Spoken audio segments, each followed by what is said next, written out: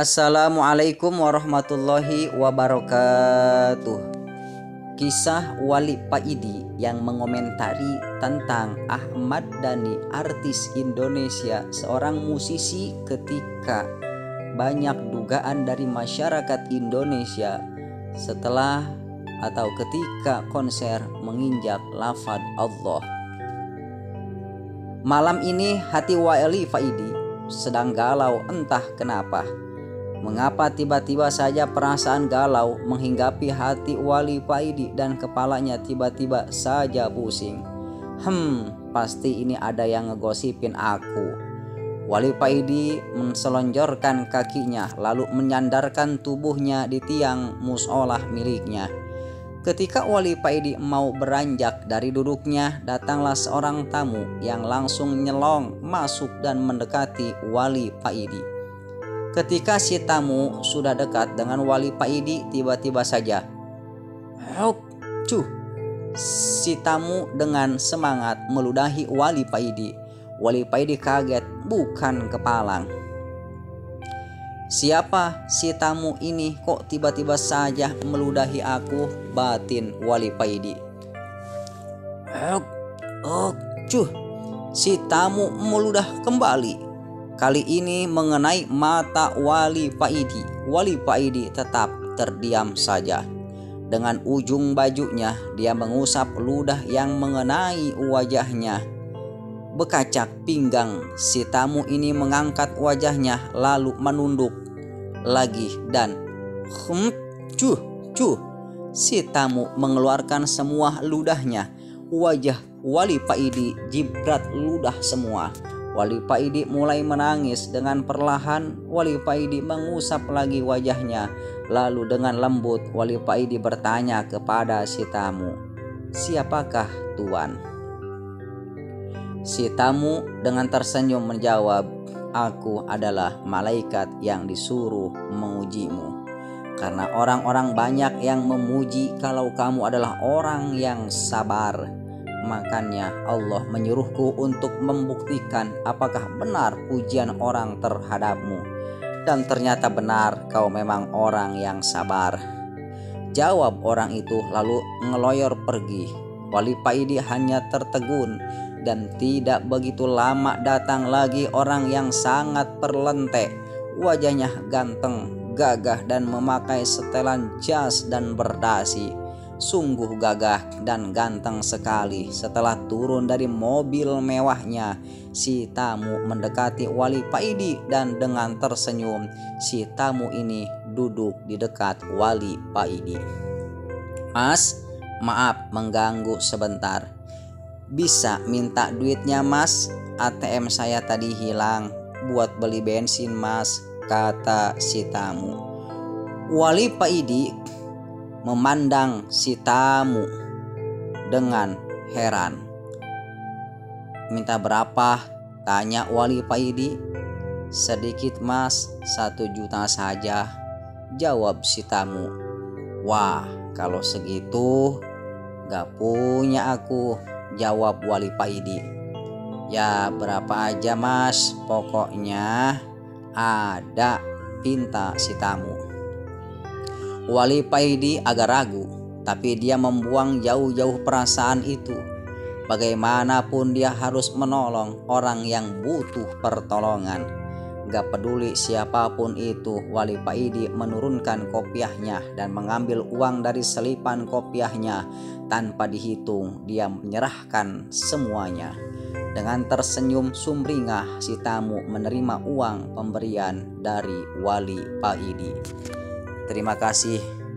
Ternyata benar pujian orang-orang terhadapmu. Kamu adalah orang yang dermawan," kata si tamu. "Siapakah Tuan?" tanya Wali Paidi. "Aku adalah malaikat yang disuruh mengujimu," jawab si tamu lalu ngeloyor pergi seperti tamu yang pertama. Wali Paidi menunduk. Dia sadar sekarang mengapa hatinya jadi galau dan kepalanya jadi pusing. Ternyata banyak orang yang ngerasani dengan memuji-muji dirinya. Dia tahu bahwa Allah lah yang pantas dipuji. Allah lah yang maha penyabar, Allah lah yang maha dermawan. Allah cemburu dan mengutus malaikat mengujiku karena banyak yang memuji aku sebagai orang yang sabar dan orang yang dermawan. Assalamualaikum. Wali Paidi tersadar dari tafakurnya setelah mendengar suara orang yang mengucapkan salam kepadanya. Waalaikumsalam, jawab Wali Paidi. Berdiri di depan Wali Paidi wanita yang sangat cantik, memakai celana ketat dengan atasan baju longgar lengan panjang putih dan memakai kerudung ala kadarnya, tampak rambutnya yang berkilau kemerahan. Kenalkan, nama saya Mulan Jamila, ucap wanita ini dengan genit sambil menyodorkan tangannya. Wali Paidi terdiam dan membatin. Ujian apa lagi ini? Ujian apa lagi ini? Dipuji apa lagi diriku ini? Batin Wali Paidi. Kemudian sehabis sholat maghrib, Wali Paidi langsung menuju Jalan Soekarno-Hatta. Sehabis melewati jembatan, Wali Paidi belok ke kiri. Setelah berjalan kira-kira 1 kilo, Wali Paidi melihat Habib yang dicarinya. Habib yang dikiranya tukang beca. Wali Paidi melihat Habib tersebut memasuki sebuah toko distro. Wali Paidi mengarahkan sepedanya ke kanan. Terpampang tulisan di depan toko Mork Outlet. Wali Paidi celingkuk di depan toko mencari Habib yang lari ke situ. Mungkin aku salah lihat, kok nggak ada di sini, batin Wali Paidi. Tak lama kemudian keluar pemuda jangkung dengan perawakan agak kurus menghampiri Wali Paidi. Kang, katanya mondok, kok keluyuran sampai ke sini, kata pemuda tersebut. Wah, Mas Sakti toh kok bisa di sini Mas, kata Wali Paidi kaget-kaget. Ternyata Wali Paidi mengenal pemuda jangkung ini. Dialah Mas Sakti yang oleh Wali Paidi sudah dianggap sebagai kakak tuanya, walau umur Mas Sakti ini di bawah umur Wali Paidi. Setelah saking mengolok-ngolok, Mas Sakti mengajak masuk ke dalam toko. Ayo ngopi di atas aja Kang, ajak Mas Sakti dengan menaiki tangga menuju ke atas toko. Wali Paidi dan Mas Sakti melanjutkan obrolannya sambil ngopi. Kadang mereka tertawa lepas dan kadang di sela-sela obrolan mereka berdua bilang, amin, amin. Wali Paidi menselonjorkan kakinya dan merebahkan tubuhnya. Di depannya duduk Mas Sakti sambil membaca koran bekas. Baca apa Mas? Tanya Wali Paidi. Ini baca Ahmad Dhani di demo, jawab Mas Sakti. Soal apa Mas? Tanya Wali Paidi. Ini Ahmad Dhani pas konser menginjak lafaz Allah. Kan logo dewa itu ada rangkaian lafaz Allah, sedang lantai panggungnya ada gambar besar logo dewa yang ada lafaz Allah tersebut, jawab Mas Sakti. Menurut sampean gimana Mas? Tanya Wali Paidi. Mas Sakti terdiam agak lama. Setelah menaruh korannya dan menyeruput kopinya, Mas Sakti menyalakan rokok milnya kemudian berkata, menurut syariat Dhani ini salah, tapi hakikatnya kita semua ini berdiri di atas lafaz Allah, jawab Mas Sakti. Maksud dan contoh jelasnya gimana Mas? Tanya Wali Paidi. Mas Sakti berdiri memanggil temannya yang ada di bawah. Ping, tolong ambil kacamata di bawah terus bawa ke sini, kata Mas Sakti. Tidak lama kemudian datang teman Mas Sakti dengan membawa kacamata dan menyerahkan kepada Mas Sakti.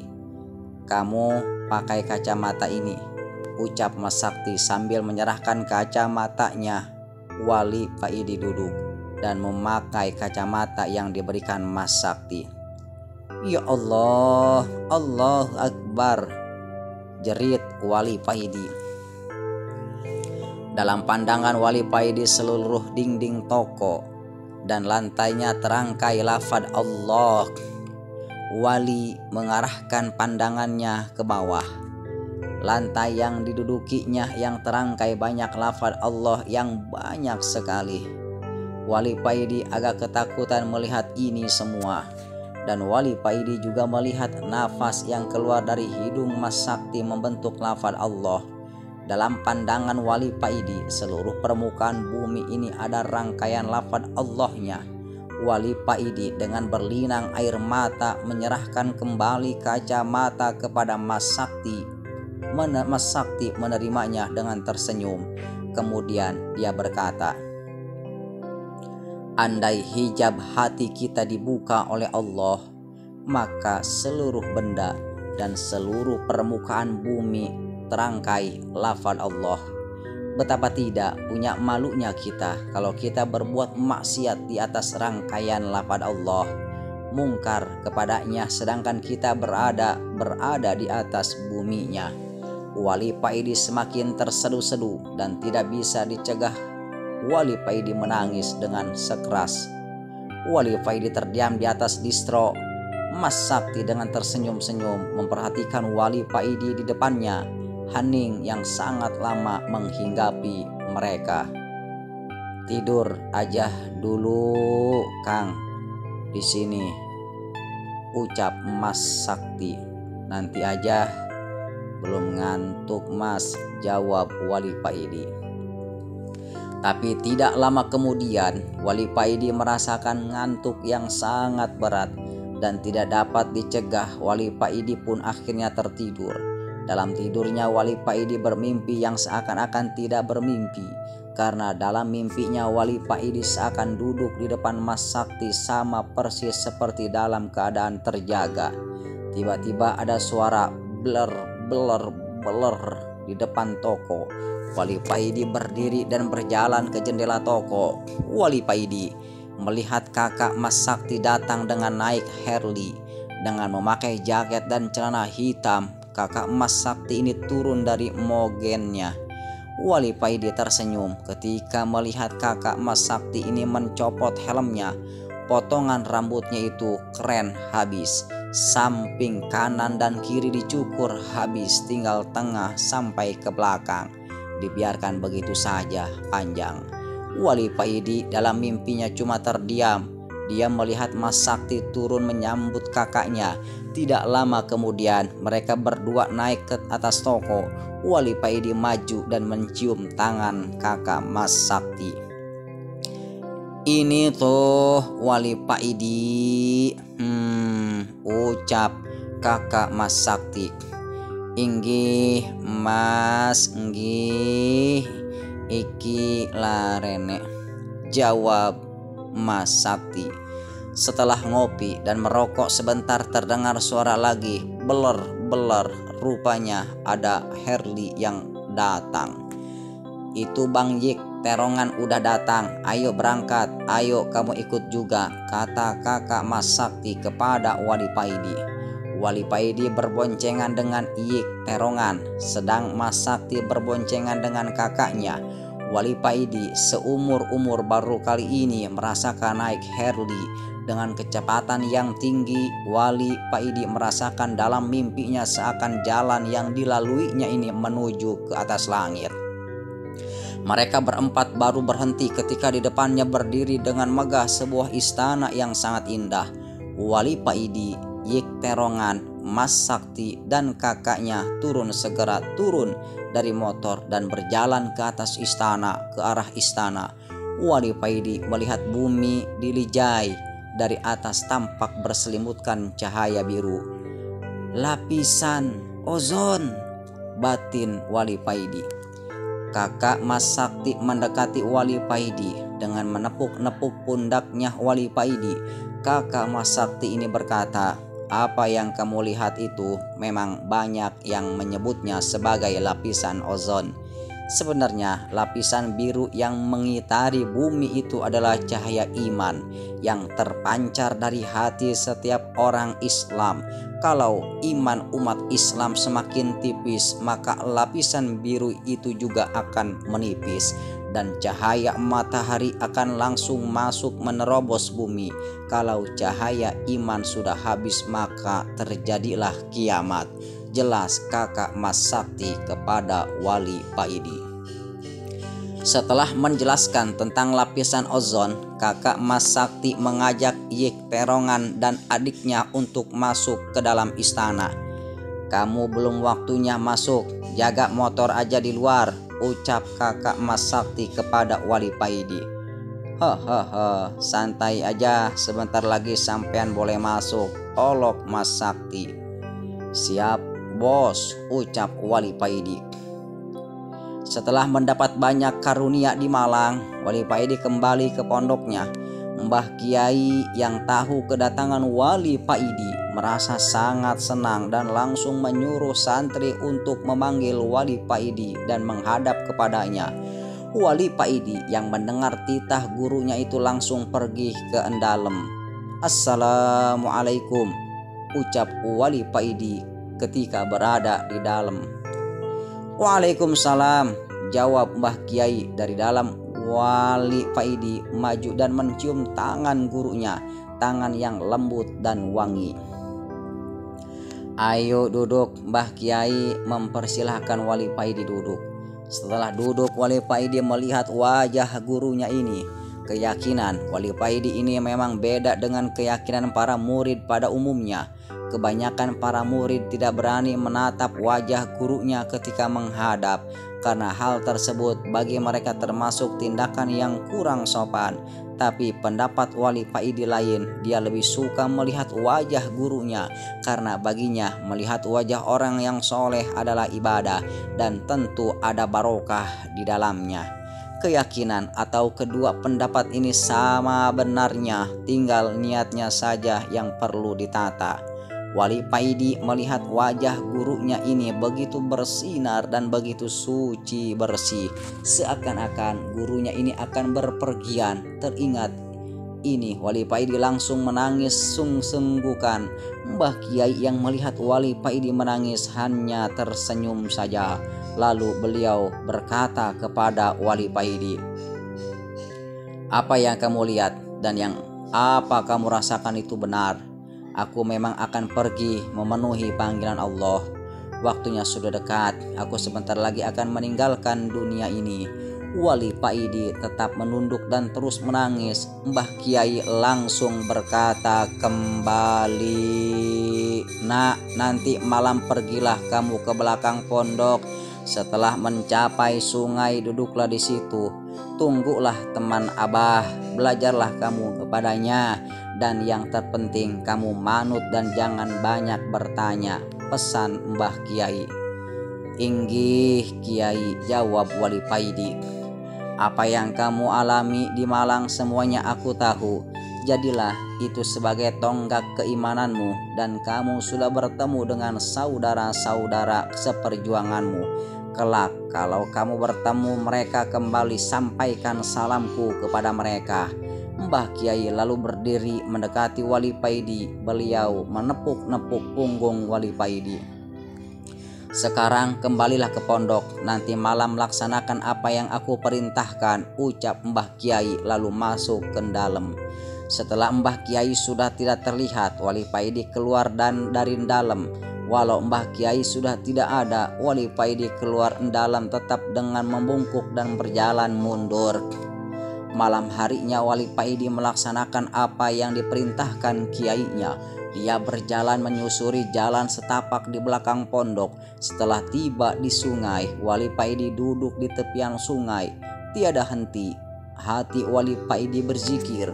Wali Paidi merasakan semenjak dari Malang hati Wali Paidi ini hanya bisa berzikir dengan sendirinya. Tidak lama kemudian datanglah sosok yang seumuran dengan Mbah Kiai mendekati Wali Paidi. Wali Paidi melihat pancaran sinar wajah orang ini sama persis dengan pancaran wajah Mbah Kiai. "Aku teman gurumu, aku adalah Khidir," dan mulai saat ini aku akan mengajarimu, ucap Khidir langsung ke pokoknya. Inggih, ucap Wali Paidi. Ayo ikut aku, ucap Nabi Khidir, lalu berjalan pergi. Wali Paidi mengikuti dari belakang.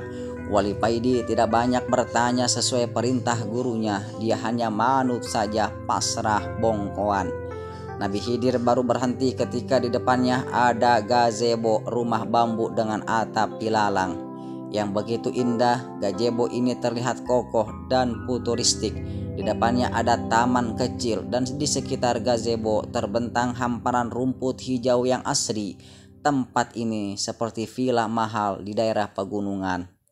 Masuklah tempat wudhu dan kamar mandinya ada di belakang, ucap Nabi Khidir.